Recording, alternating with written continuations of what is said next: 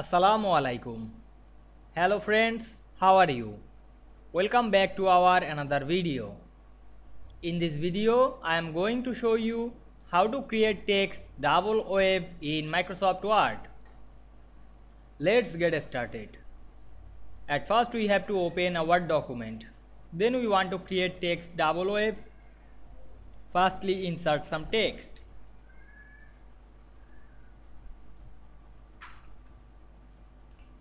Then select the text, click and drag on our mouse, then go to the insert menu. Then click word art drop down menu and choose any word art.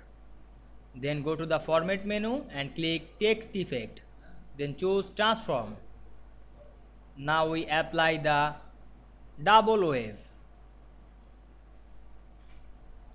And we can see here we apply this double wave effect.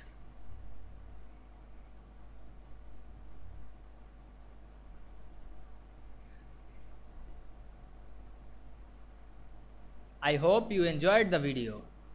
Please like, comment, share and subscribe my channel. Thanks for watching.